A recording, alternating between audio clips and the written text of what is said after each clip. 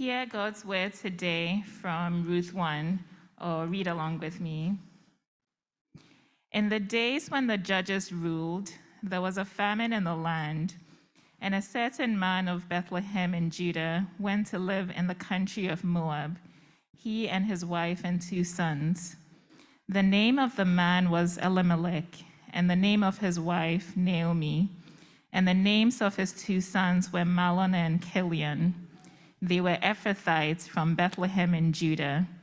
They went into the country of Moab and remained there. But Elimelech, the husband of Naomi, died, and she was left with her 2 sons. These took Moabite wives. The name of the one was Orpah, and the name of the other Ruth. When they had lived there about 10 years, both Mahlon and Chilion also died, so that the woman was left without her 2 sons and her husband. Then she started to return with her daughters-in-law from the country of Moab, for she had heard in the country of Moab that the Lord had considered his people and given them food. So she set out from the place where she had been living, she and her 2 daughters-in-law, and they went on their way to go back to the land of Judah. But Naomi said to her 2 daughters-in-law, "Go back, each of you, to your mother's house. May the Lord deal kindly with you, as you have dealt with the dead and with me. The Lord grant that you may find security, each of you, in the house of your husband." Then she kissed them, and they wept aloud. They said to her, "No, we will return with you to your people." But Naomi said, "Turn back, my daughters. Why will you go with me? Do I still have sons in my womb that they may become your husbands? Turn back, my daughters, go your way, for I am too old to have a husband. Even if I thought there was hope for me, even if I should have a husband tonight and bear sons, would you then wait until they were grown? Would you then refrain from marrying? No, my daughters, it has been far more bitter for me than for you, because the hand of the Lord has turned against me." Then they wept aloud again. Orpah kissed her mother-in-law, but Ruth clung to her. So she said, "See, your sister-in-law has gone back to her people and to her gods. Return after your sister-in-law." But Ruth said, "Do not press me to leave you or to turn back from following you. Where you go, I will go. Where you lodge, I will lodge. Your people shall be my people, and your God my God. Where you die, I will die. There will I be buried. May the Lord do thus and so to me, and more as well, if even death parts me from you." When Naomi saw that she was determined to go with her, she said no more to her. So the 2 of them went on until they came to Bethlehem. When they came to Bethlehem, the whole town was stirred because of them. And the women said, "Is this Naomi?" She said to them, "Call me no longer Naomi, call me Mara, for the Almighty has dealt bitterly with me. I went away full, but the Lord has brought me back empty. Why call me Naomi when the Lord has dealt harshly with me, and the Almighty has brought calamity upon me?" So Naomi returned together with Ruth the Moabite, her daughter-in-law, who came back with her from the country of Moab. They came to Bethlehem at the beginning of the barley harvest. This is the word of God. I love the questions and inquisitiveness of this congregation. Someone who attends our union worship gatherings asked me a thoughtful question this week. What is your favorite book of the Bible? And I had to pause because I wanted to answer this well. And I found myself thinking, well, it depends on my mood, depends on what's going on in my life, it depends on what age I've been at. At various times, I've been drawn to different books. And then it dawned on me.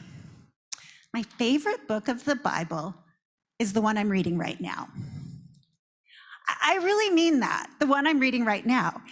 And so this morning, the small book of Ruth is my current favorite book of the Bible. And you all get to journey with me through this learning more about the book of Ruth. I don't know if I would have said this until I'd spent time marinating in this small book and discovered afresh from my readings and others who have journeyed with Ruth over centuries that this particular story is one we desperately need in our current time. So during the month of February, we are going to journey with two women and those around them who discovered their mutual need for each other in a tumultuous time when violence and famine threaten daily existence, and they're going to discover through their mutual need of one another, their mutual need for God. So I invite you to read this book of Ruth that's nestled between the book of Judges and 1 Samuel. I encourage you to ask questions when you read.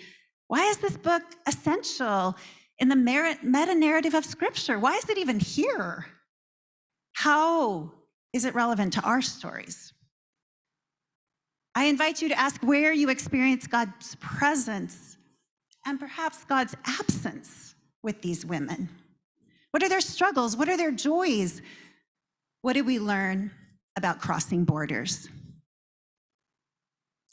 And what did we learn about God, maker of heaven and earth? I've actually given this book to a few of you here because this has been an amazing companion for me. Borders and Belonging by Padraig Tuama and Glenn Jordan.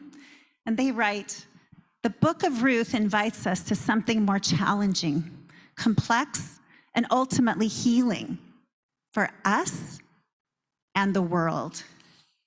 It invites us to consider the enduring and Christ's transformative impact of kindness and generosity, not just for politics and international relationships, but for all our encounters in the world. Will you pray with me? Gracious God, you know the burdens and the hopes, the sorrows and the dreams that are on each of our hearts today. You know what distracts us. You know what we long for. Meet us afresh. Open our ears. Help us to receive the word, the life-giving, living word that you have for us as we journey with Ruth and Naomi.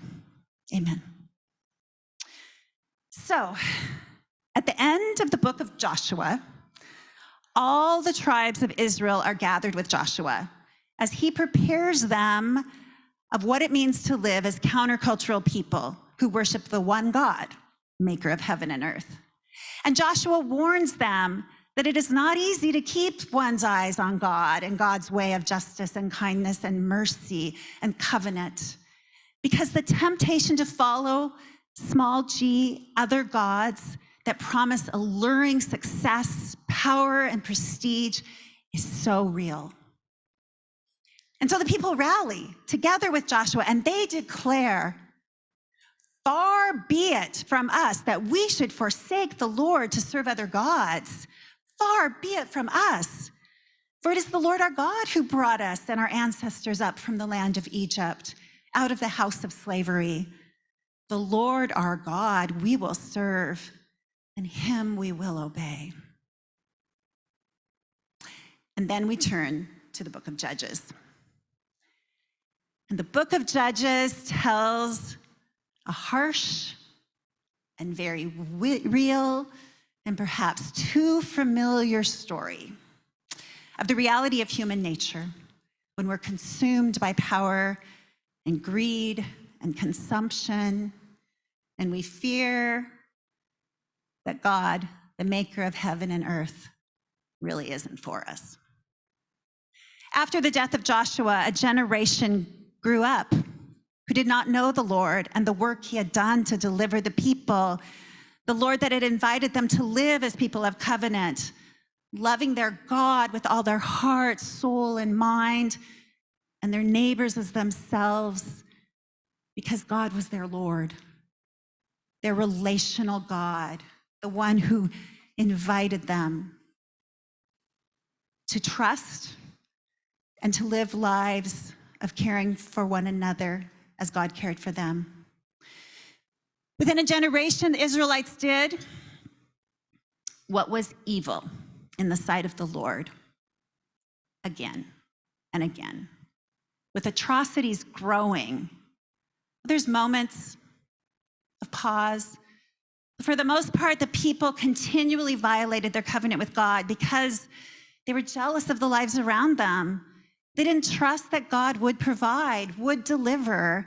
They were enticed by power. Leaders became morally deficient, each more than the one before. It was a corrupt and chaotic time filled with idolatry, rape, civil war, tribe against tribe. And the book ends with these sobering words: everyone did what was right in his own eyes. And I will say that, yes, when I'm reading Judges, it's a little hard to say it's my favorite book. Because when one gets to the end of Judges, hope seems far away. Faith seems fanciful. And I confess, as a woman, I'm tempted to say, why bother with this God who seems to be more about patriarchy and only seems to hurt women? I mean, yes, there's Deborah, and I will say the land did receive rest for a period under her leadership, but there's not much else that encourages me, or really anybody. For when all people do what is right in their own eyes, very few people thrive. Nobody thrives, because even those on the top are always having to watch their back. And I will say that one reason I do feel drawn to the book of Judges is because it's honest about who we are and our desperate need for God. But what do? All people, everyone, did what was right in his own eyes. We turn the page to Ruth. We turn the page to Ruth, this little book that follows Judges. I mean, the time of the story is clear. It is tumultuous and violent. I'm mainly going to look at these first verses that Selassie read. In the day when the judges ruled, there was famine in the land, and a certain man of Bethlehem in Judah went to live in the country of Moab, he and his wife and his 2 sons. That is a packed sentence. You already know that the phrase, in the day when the judges ruled, carries a volume of tumult. Now add to this the news that there's a famine in the land. And we know from the book of Genesis that famine in the land communicates a threat to the very existence of people and leads to migration. Oh, wait. That's a story from our time. Famine in the land, which so often is connected to violence, is one of the main reasons for migration in our day. That is, if the people can survive malnutrition, starvation, disease, and all the corruption that results from famine. When we read, there was a famine in the land, dear friends, we do not read that lightly. We read that with sorrow. And we learn that a man named Elimelech leaves Bethlehem, which literally means, Bethlehem, did you know, means house of bread? I mean, that's how desperate this famine is. There is no bread in the house of bread. And he travels to Moab. Now, to our 21st century ears, a journey to Moab may not mean much to us. It may just show he was a savvy man and knew how to cross over the Dead Sea and go into what we now call modern day Jordan. Like Jacob's son traveling to Egypt in another famine. But I tell you, the ears of the first hearers of the story of Ruth, their ears would have tingled. They might have gasped. He traveled to Moab? This is the land of the enemy. For many of us, we know how much the Jews of the first century despised Samaria. Well, triple that hatred, quadruple that hatred. Moab is a country, a land that the Israelites equate with evil acts that should not be spoken out loud.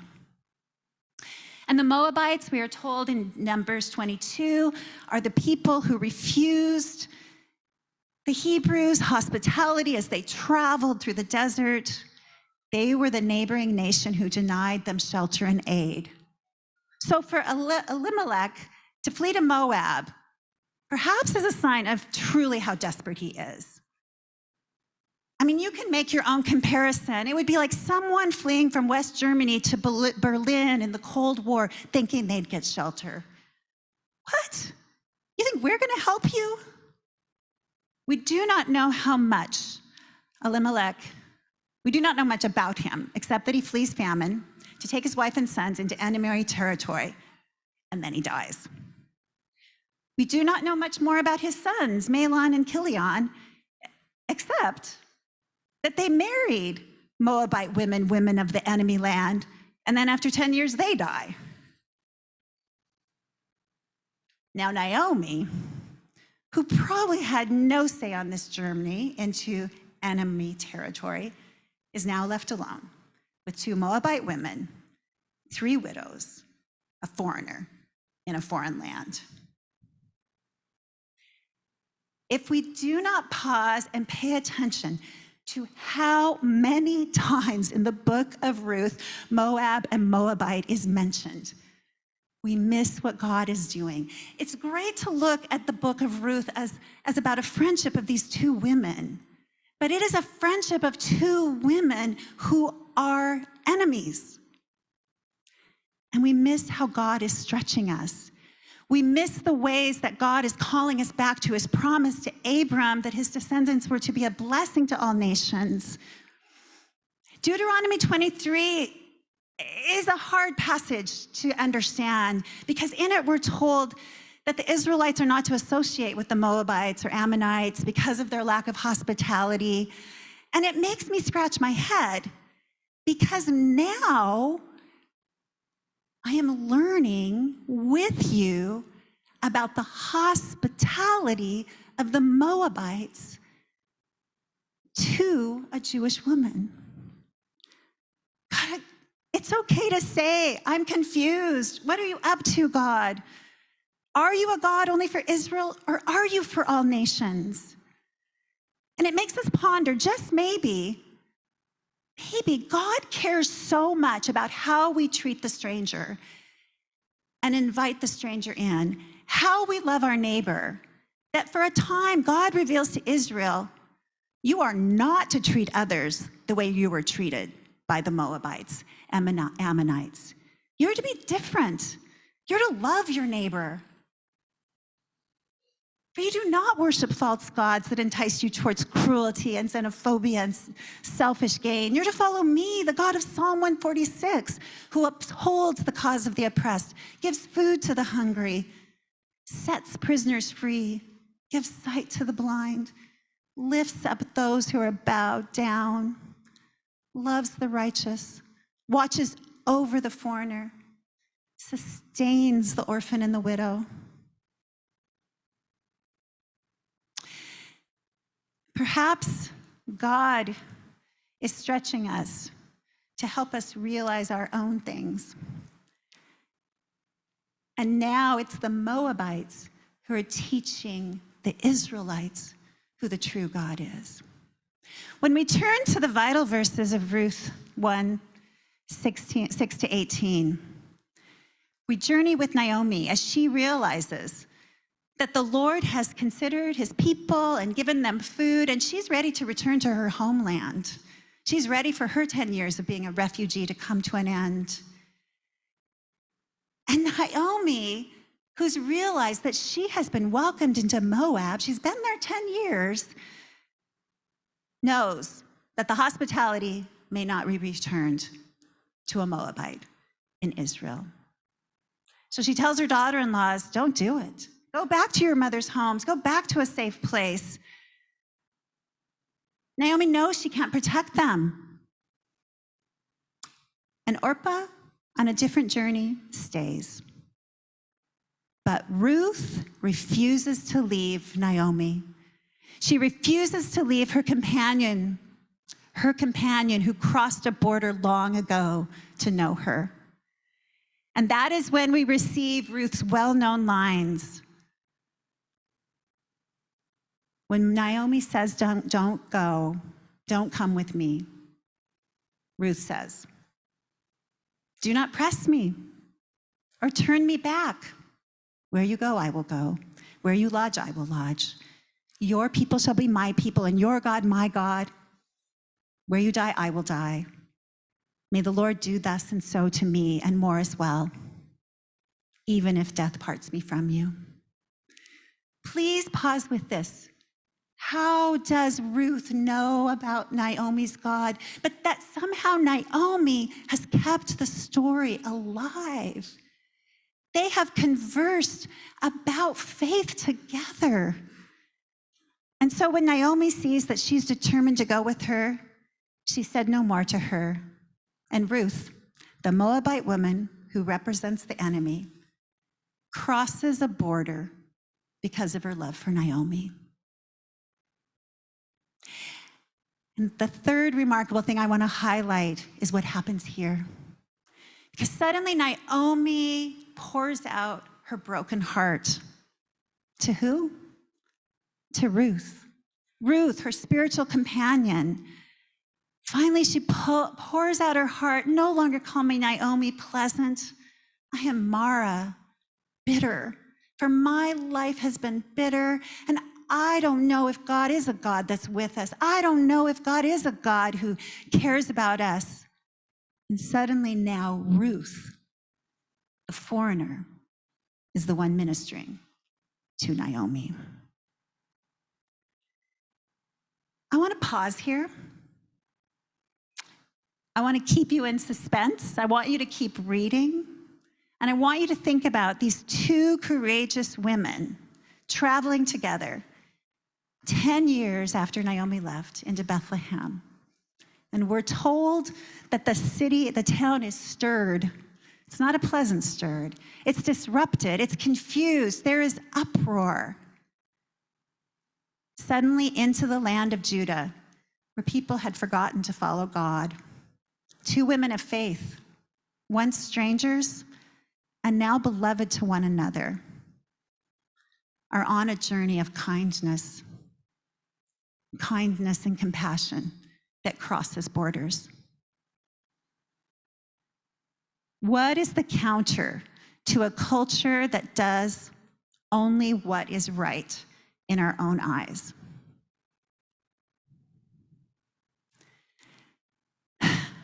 So often we want to make policies and procedures, and I think there's so much good in systemic change. But I want to challenge us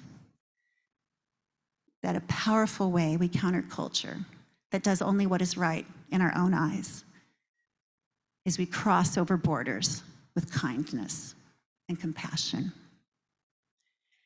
So, who are you being invited to cross a border for? Who are you being invited to cross a border for? Where are you being invited? Where is God inviting you to trust that his love extends far beyond borders?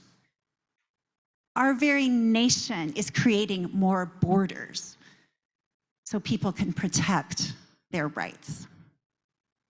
Every day we have news about Russia and Ukraine, about borders. That's just naming two things. But right here, where are you being invited to follow God across the border? To share the love of God across the border? And maybe to receive the love of God from someone who you thought was across the border from you.